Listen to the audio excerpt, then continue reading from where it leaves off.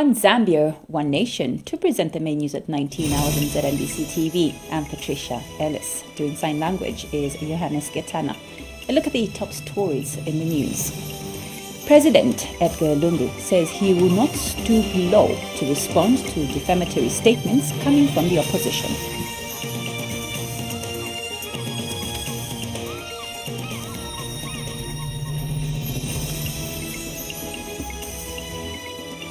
Government says the ongoing rehabilitation of the turnpike to Mazabuka Road shows that it is resolved to achieving an efficient transport corridor across the country.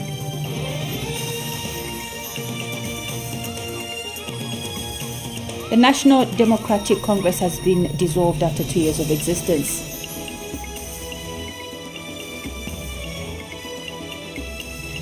And also coming up in the news, authorities in the Democratic Republic of Congo are planning to use a second Ebola vaccine to help control an outbreak that has killed more than 2,100 people. Thank you for joining us, and now the news in detail. President Edgar Lungu says he will not stoop low to respond to defamatory statements coming from the opposition. President Lungu says he has a huge task to attend to national issues than respond to defamatory speeches. Speaking to journalists at the Lusaka ZAMBIA Air Force ZAF Base Airport on arrival from Livingston, the head of state said he is not in a class of politicians who always see negativity in government programs. He said responding to such statements will give room to opposition leaders to continue issuing defamatory statements.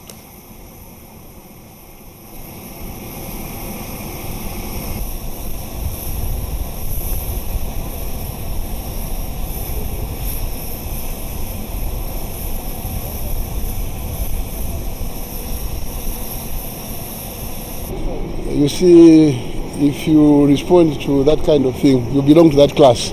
I don't belong to that class. I prayed that I will not respond to insults, I will not respond to humiliation. I've got a bigger job to do than what they have, so I want to focus on the reason why I'm here, not to respond to petty insults and such kind of things. I will not respond to anything. Thank you.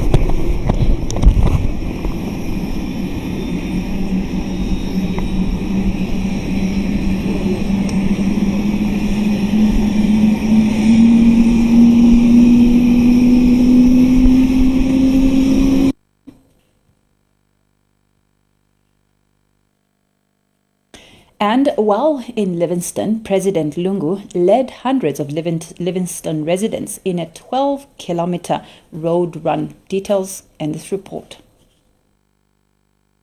Jordan Horse 1, 2, 3, 4, 5, 6, 7, 8, 9, 10. President Edgar Lungu this morning led hundreds of Livingston residents in a 12 kilometers road run to promote wellness and physical fitness. The exercise, which started from the post office at 06 hours into Dambwa area, joining Botswana Road and through to the ZAF station on Airport Road and back to the starting point, was also joined by some ministers and other senior government officials. And the Livingston Central Business District came to a standstill as hundreds more residents stood in wait to catch a glimpse of the president exercising. President Lungu concluded the exercise with some stretching at the post office. Guys, you've done very well for yourselves. Give yourself a clap. When you say guys, you close the doors. Come on. Guys and girls, you've done very well. Give yourself a clap. We're supposed to do a bit of stretching just for 5 minutes. And then start on the day. Some of us are going to church place Saturday, into Sabbath. So let's go. Who's going to lead us in the stretches? 5 minutes only.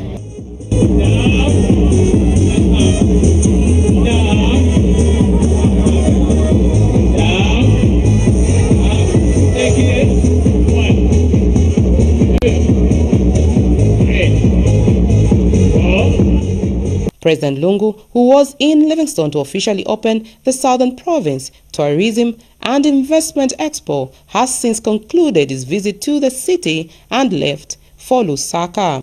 Messingoma, ZNBC News in Livingstone.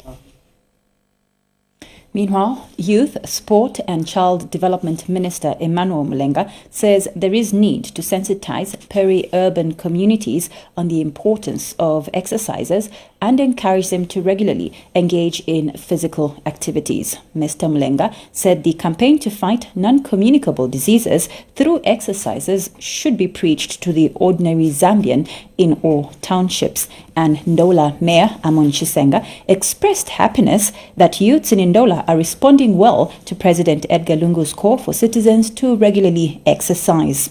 Speaking at the same event, Copperbelt Province Police Commissioner Charity Katanga said the police command in the province has also started encouraging police officers to be exercising regularly. Meanwhile, Ndola resident Benjamin Simukwai has commended President Lungu for encouraging citizens to participate in physical exercises as a way of fighting NCDs.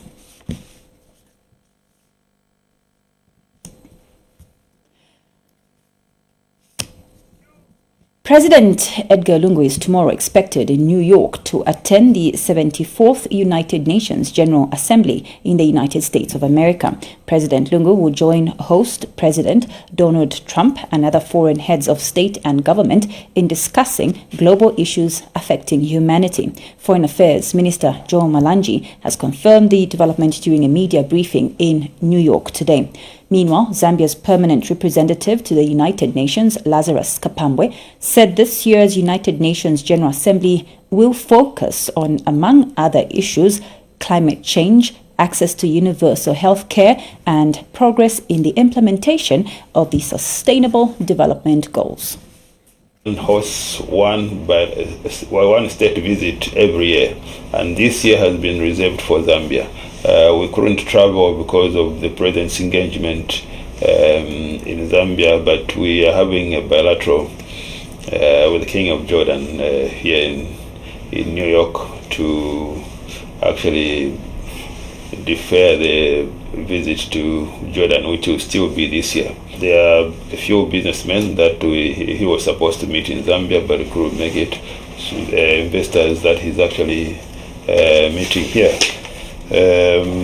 Outside that, the president is actually attending a high-level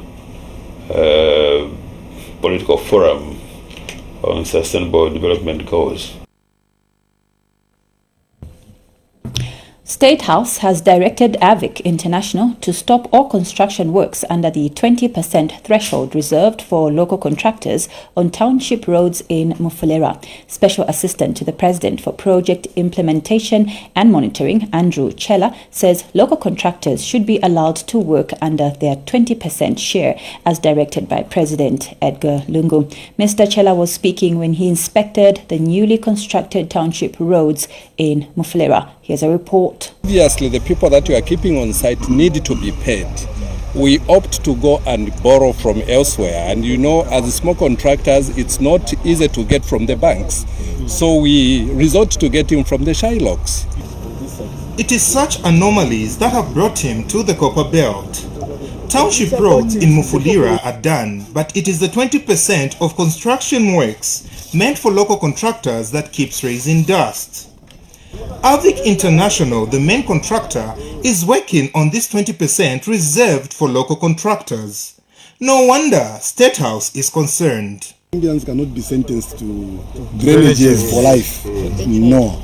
You need to also do the main jobs. But now this one is a very, very simple job. Very simple. Yeah. This is a simple job that you must be able to do. He is also not happy with the lack of advance payments to local contractors. We give you advance, we give you mobilization. You don't use your money. Am I right?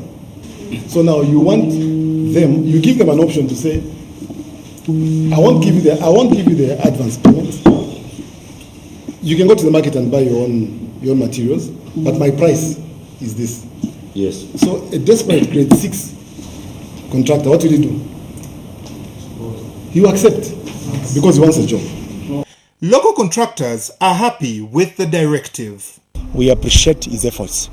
His directive today affirms everything, that including access bridges to houses, they should be done by local contractors. And government has urged local contractors not to compromise on quality. So what is important again is to beat these guys who are do it. The local should even do it more smarter than this. He later checked on construction works at Kafulafuta Dam and commended the contractor for incorporating local contractors. Lupindula Mwewa, ZNBC News, in Mufulira. Housing and Infrastructure Development Minister Vincent Mwale says the ongoing rehabilitation of the turnpike to Mazabuka Road shows that government is resolved to achieving an efficient transport corridor across the country. Mr. Mwale notes that the north-south corridor has numerous economic benefits which must be actualized with improved and efficient transport network. Etambuyu Katota reports. The turnpike Mazabuka Road has been in a deplorable state for a few years now, but the 72-kilometer road is undergoing rehabilitation, which includes widening of an existing bituminous surface and minor modifications. China State Construction Engineering Corporation Limited is the contractor engaged to work on the rehabilitation of Lot 1, which starts from Chikankata turnoff to Mazabuka General Hospital, covering about 33 kilometers. Government secured funds to improve rural connectivity. 280 kilometers will be worked on. For motorists, the rehabilitation of this road is long overdue. We used to take maybe 2 hours, 3 hours just driving from Mazabuka to Lusaka. And now, if they work on it, it will just be taking us 1 hour, 30 minutes.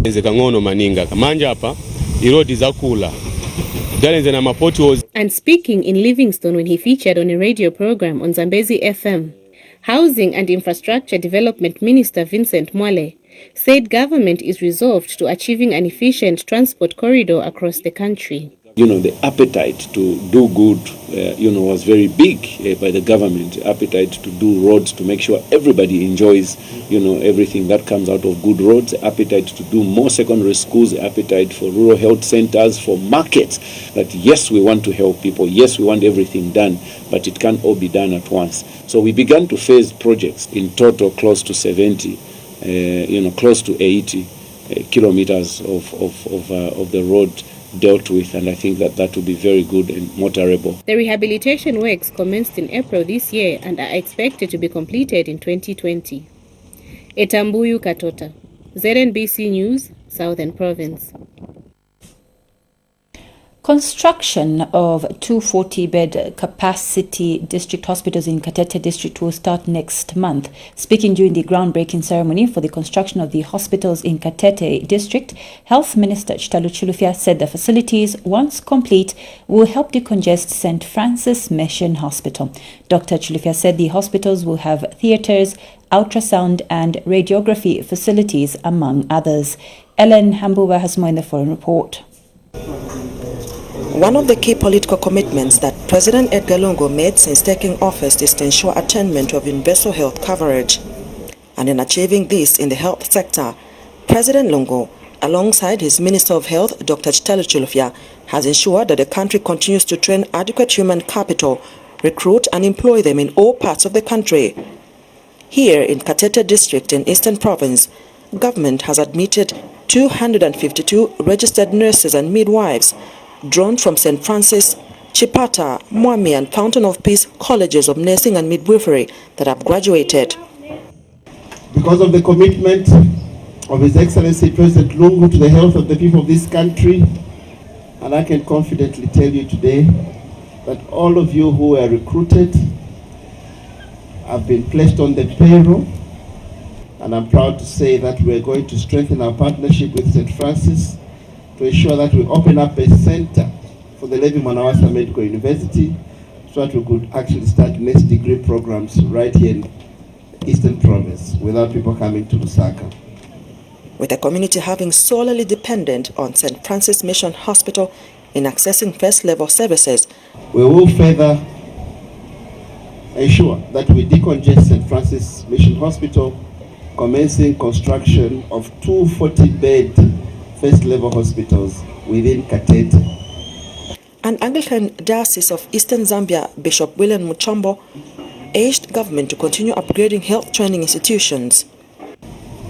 Of particular note is the need for increased infrastructure, such as lecture theatres. He also visited the site where Katete District Hospital will be constructed. But with the Patriotic Front Party, you have given us the so much needed district hospital. Thank you so much. Please go and convey the message to the head of state that us, the people of Katete, are very humbled. Ellen Hambo, ZNBC News in Katete, Eastern Province. You're watching the main news. Just now we go for our commercial break, but do join us for more news right after the break. We'll continue with the main news. The Food Reserve Agency, FRA, says it has enough maize in its reserves in Southern Province for community sales to last up to April 2020. FRA Southern Province Marketing Coordinator Stephen Liato says the agency has over 23,000 metric tons of maize and that over 3,600 metric tons have been sold. Mr. Liato was speaking in Maize when Agriculture Minister Michael Katambo checked on the maize stock at the FRA sheds. More in the following report. This is the Food Reserve Agency FRA maize in its strategic reserves in Maize. The selling to the members of public is on with over 3,000 metric tons sold so far. FRA says it has enough maize in its reserves in Maize to last up to April 2020 for the Southern Region A, which covers 6 districts. We have managed to sell to the people in our region well over 3,600 metric tons. At the moment, as a region, we have well over 23,000 metric tons. And when we did our projection, looking at our consumption, a monthly consumption, that's more than enough, leaving us with a balance or a buffer zone of well over 6,000 metric tons by the time we get to April. That's all things being equal. Agriculture Minister Michael Katambo, who checked on the FRA maize stocks in Maize, cautions against unnecessary politics regarding the hunger situation. So what is important is to remove the politics. Politicians stay away from the exercise, from the program. Our officers are on the ground, servicing the people on a daily basis in a prudent manner, according to the guidelines that have been stipulated for the household to benefit. So let's put politics outside. It's about servicing humanity. Human comes first, life comes first. So this is what our officers through FRA are doing. In the wake of climate change, extension service providers have focused on promoting climate-smart agriculture. What we are doing currently is to ensure that farmers get the best extension message so that they adapt to the climate change that is with us. We are promoting conservation farming or conservation agriculture. We are promoting climate-smart water use. FRA says the selling of maize to the members of public is going on smoothly. For ZNBC News, I'm Nicholas Mwale, Nais in Maize. Some beneficiaries of the Presidential Empowerment Initiative have appealed to President Edgar Lungu to ignore calls by some opposition political party leaders, demanding that the head of state ends the Empowerment Initiative. The traders talked to by ZNBC News said the Empowerment Initiative Fund has enabled many of them to grow their businesses and participate in the country's economy. Here's a report. The Presidential Empowerment Initiative Fund has empowered various women, youth groups and the elderly all over the country. As a result, several households have had their living standards uplifted, much to the delight of President Edgar Lungu. Some beneficiaries have shared their thoughts of the initiative and how it has transformed their livelihoods.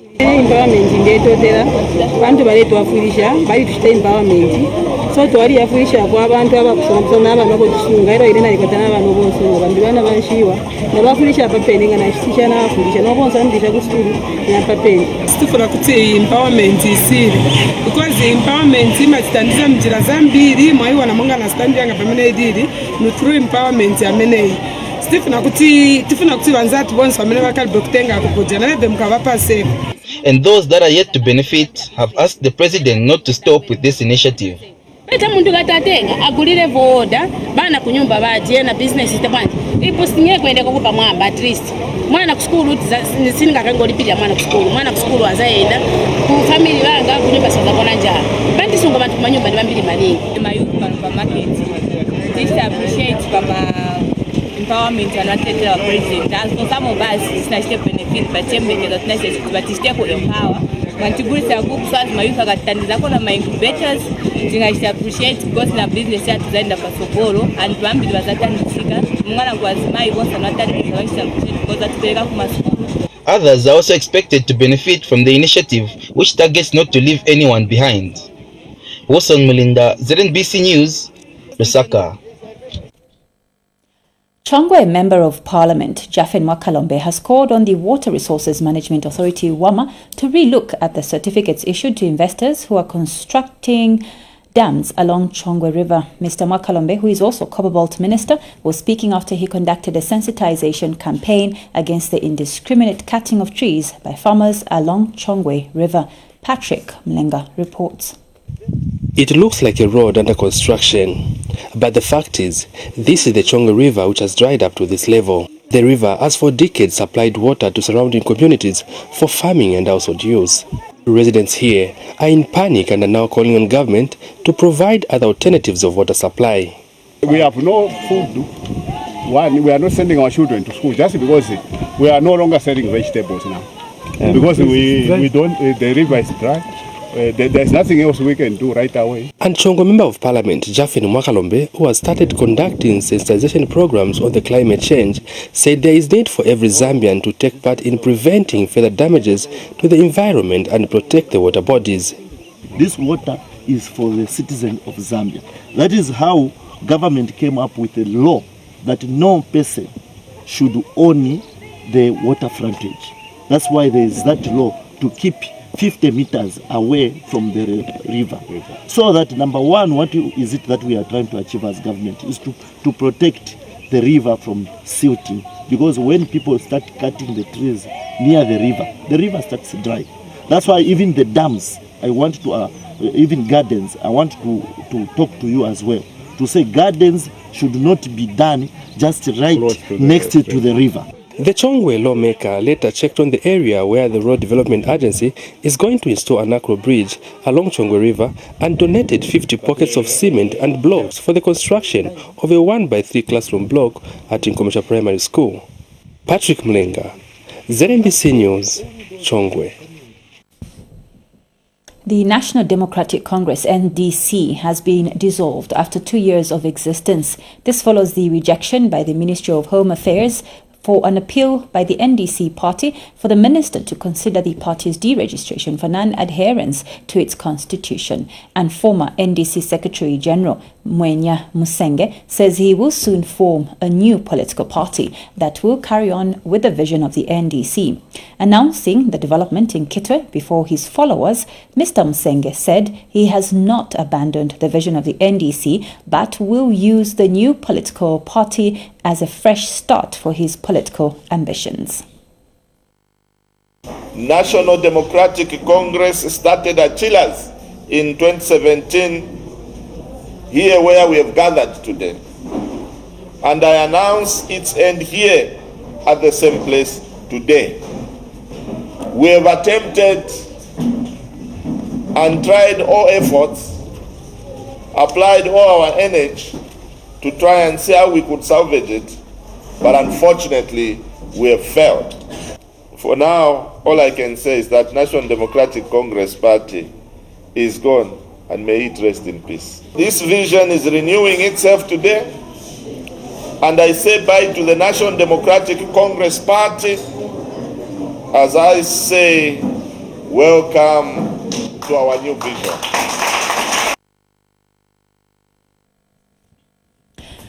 The Patriotic Front PF Chongwe District Office has suspended its constituency chairperson Evaristo Lialinga and Youth Secretary Maxwell Chongu indefinitely. PF Chongwe District Chairperson Evans Muhambi says the two have since been given 7 days to exculpate themselves before the disciplinary committee. Mr. Muhambi told ZNBC News that failure by the two to exculpate themselves may result in their expulsion.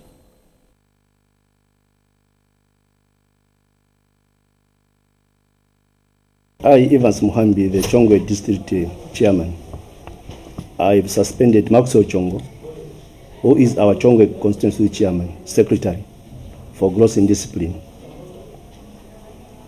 and bring the name of the party and the President into disrepute.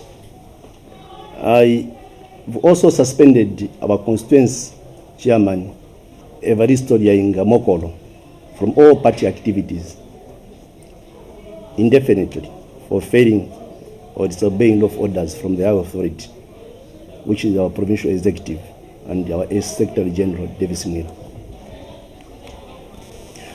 We have given our constituent chairman 7 days to exculpate himself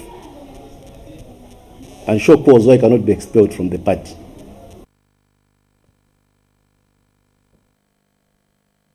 Patriotic Front PF Media Director Sunday Chanda has described UPND leader Hakainde Hichilema's purporting statement to direct President Edgar Lungu to immediately meet with stakeholders in the milling industry as comical.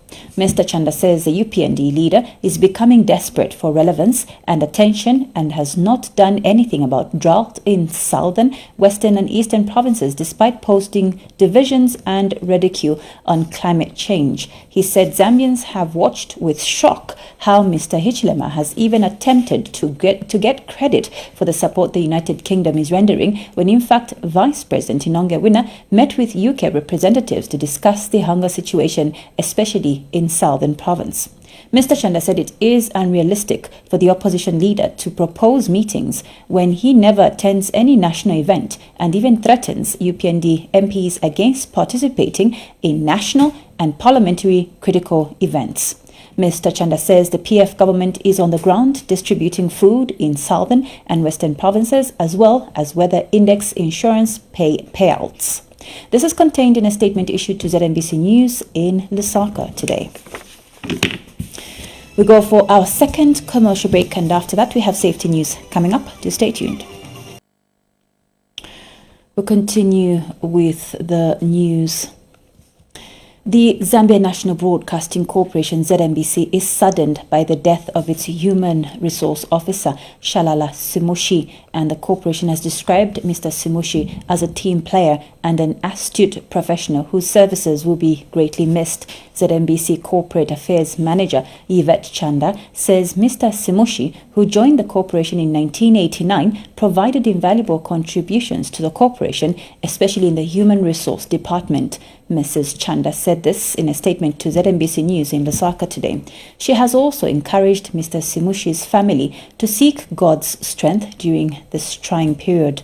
Mr. Simushi was ZNBC's Human Resource Officer for the Northern Region and based in Kitwe till his death. Mr. Simushi, aged 56, died at the University Teaching Hospital in Lusaka around 20 hours yesterday.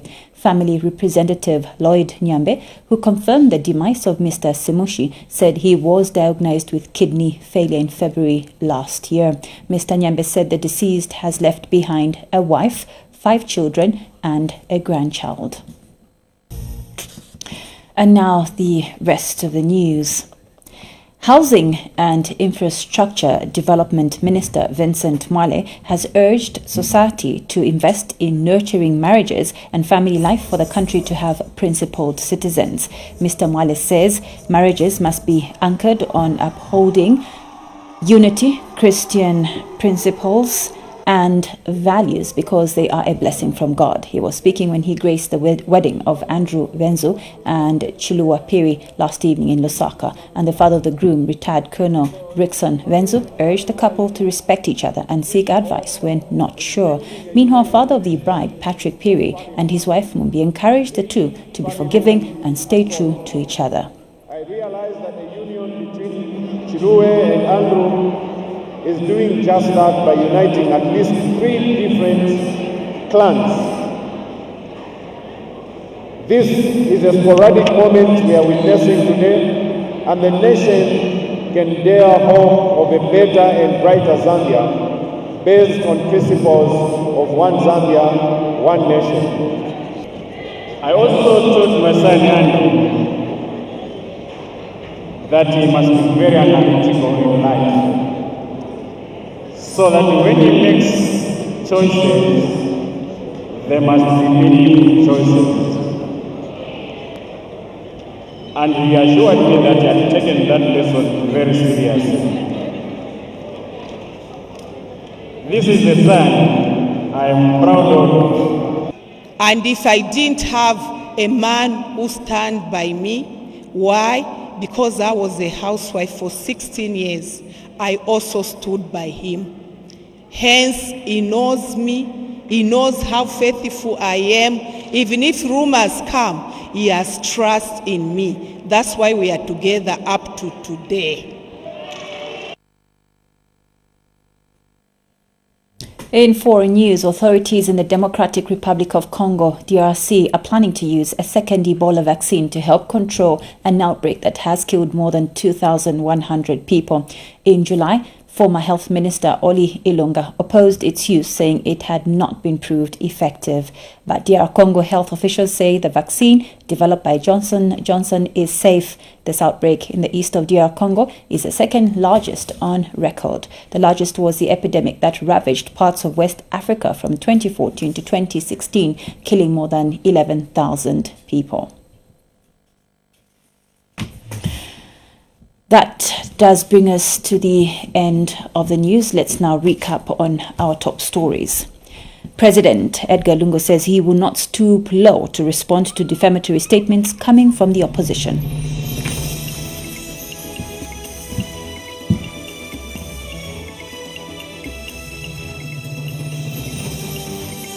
Government says the ongoing rehabilitation of the turnpike to Mazabuka Road shows that it is resolved to achieving an efficient transport corridor across the country. The National Democratic Congress has been dissolved after 2 years of existence. And finally in the news, authorities in the Democratic Republic of Congo are planning to use a second Ebola vaccine to help control an outbreak that has killed more than 2,100 people. That is the end of the news, but remember, Zambia is bigger than all of us. I'm Patricia Ellis. Our sign language interpreter has been Johannes Getana. See you again at 22. Bye-bye for now.